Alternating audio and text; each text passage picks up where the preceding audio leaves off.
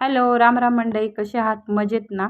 मी आणि माझा वीर आता रेडी होऊन मस्त आम्ही निघालो होतो बाहेर. बाहेर खूप ऊन होतं, पण ऊन जरी असलं तरी काही एक काम होतं, त्या कामासाठी जाणं गरजेचं होतं.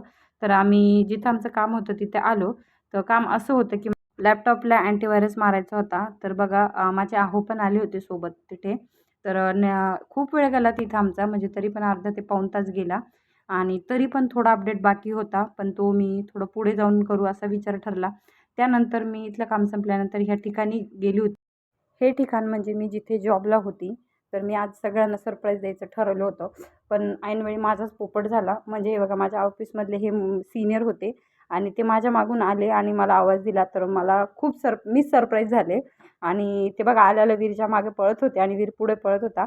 आता बघा शर्माजींनी तर माझा पोपट केला होता, पण बाकीच्या ऑफिसमधले जे कलीग्स होते त्यांना थोडंसं मला सरप्राईज द्यायचं होतं. तर मी मधी न जाता वीरला डोर नॉक करून वीरला दारात उभे केले आणि आणि माझी कलीग्स वीरला दारात बघून खूप सरप्राईज झाली आणि ती मला बघूनही खूप खुश झाली होती. आणि त्यानंतर आम्ही ऑफिसमध्ये खूप गप्पा वगैरे मारल्या आणि ऑफिसमधले सगळ्यात जास्त आठवण मला ए सीची येते, कारण मला ए सीची खूप सवय होती आणि ऑफिसमधूनच लागली. त्यानंतर मी घरी गेले आणि घरी गेल्यानंतर फ्रेश वगैरे झाले आणि सोबत वीरलाही फ्रेश वगैरे केलं, कारण बाहेर धूळ वगैरे. आणि वीरला पहिल्यांदा मी माझ्या गाडीवर बसून घेऊन गेले होते आणि त्यालाही खूप भूक लागली होती. मग त्याला जेवणासाठी काहीतरी बनवलं आणि त्याला खाऊ घातलं.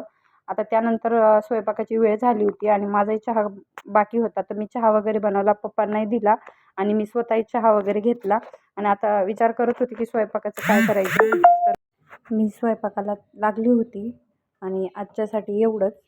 आणि माझा व्हिडिओ आवडला असेल तर लाईक करा आणि चॅनलला नवीन असेल तर सबस्क्राईब नक्की करा. ते भेटूया पुढच्या ब्लॉगमध्ये. Thank you for watching. Bye bye.